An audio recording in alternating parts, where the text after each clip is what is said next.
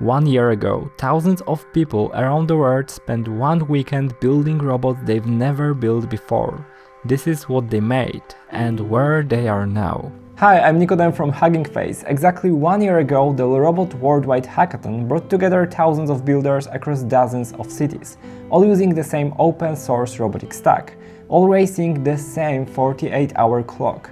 So I sat down with the winners to ask two simple things.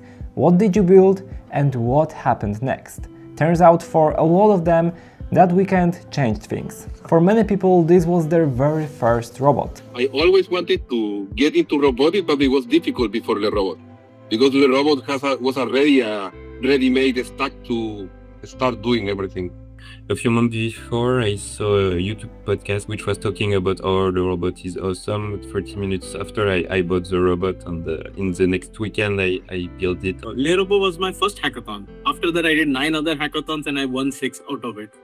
So it gave me a really good boost. The same library, the same clock, and widely different ideas. Here's what they built. Pranav and his team trained a model to fold t-shirts. We created a model, I believe it was the ACT model, to fold t-shirts, and I think it achieved around like a 80% success rate, which luckily worked when the judges came around. This team turned multiple arms into a little factory that sorts and places Lego to draw pixel art. We came up with the idea of playing with Lego. We had also an idea that doing pixel art is quite fun, but then the rest of the story actually got built during the hackathon itself, like to make sort of a factory where some robots are storing the cubes of the right color and some others are placing the cubes. Zakaria and Nico bolted 4 arms into a walking centipede, born, of course, from a joke. So it was like a big joke, and then it turned into a thing the day of.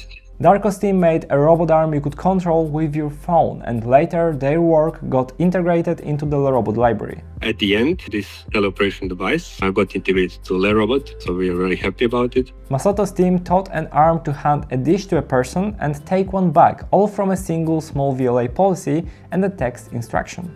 Joanne tried reinforcement learning on real hardware for the first time, teaching an arm to push a cube into a square, just hard enough but not too hard. Arne's team used Gaussian splatting to make models more robust to small differences in the camera placement. From that experience and seeing how hard it could be getting your camera set up, we decided that we really want to play on that data augmentation layer. Make it easier to do something, especially in an environment as volatile as a hackathon co-working space. In Japan, this team built a robot that completes electrical circuit by placing the battery and clipping the alligator clip. Everyone was shouting in the room once it started to work. Lila spent the weekend solo building a phone app to fully drive the Lekiwi mobile robot. Yeah, I didn't have any idea what I'm going to do during the hackathon, and I just have like 2 days to do something that is fun with Lekiwi and just try to experiment on the way and change the ideas and so on. Team Lela built a graphical user interface for LeRobot that just recently was announced as the official GUI for LeRobot. And almost all of them remember the same moment, the one where it finally worked.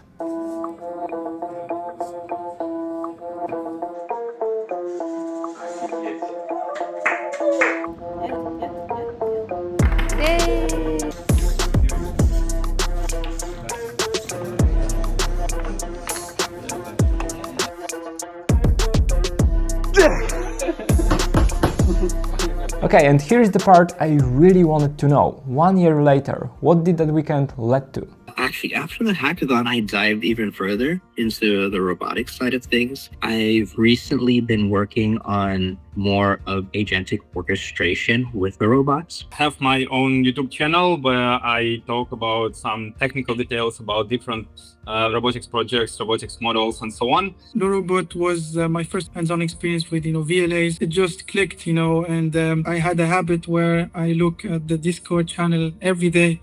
Because of winning that hackathon, I got a couple of internships, but I learned a lot from there. And that actually turned into a full-time job now. That really helped me. Because right now we are actually also using the LeRobot's platform to integrate tactile sensing, and all that confidence was actually coming from the hackathon last year, where I realized it was quite simple to use that library and to access to all the community around, especially with LeRobot Discord.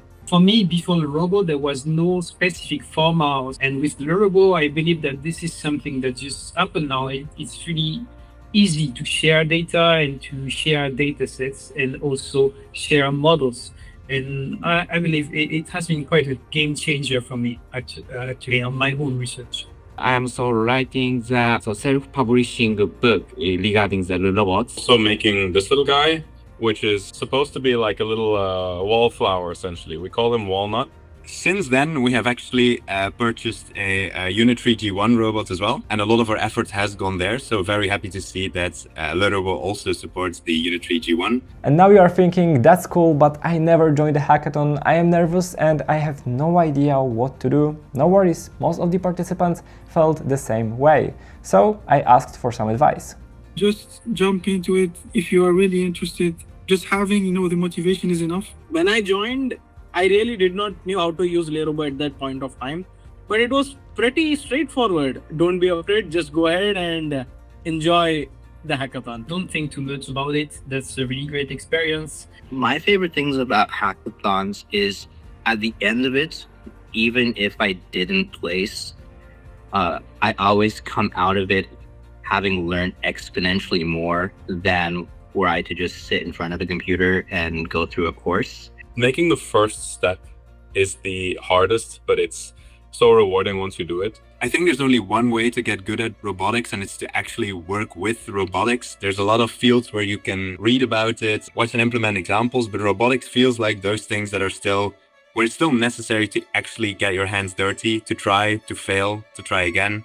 And then hopefully at some point succeed, which was also a bit the story of our journey through the hackathon. And as you can see, 1 year later, almost everyone is still building. Huge thanks to everyone who shared their story. The robots, the data, the community, it's all open and it's all out there waiting for you. So whenever the next one comes around, maybe I will see you there. If you want to experiment with robots, check out LeRobot, but be careful, playing with robots usually causes a lot of excitement.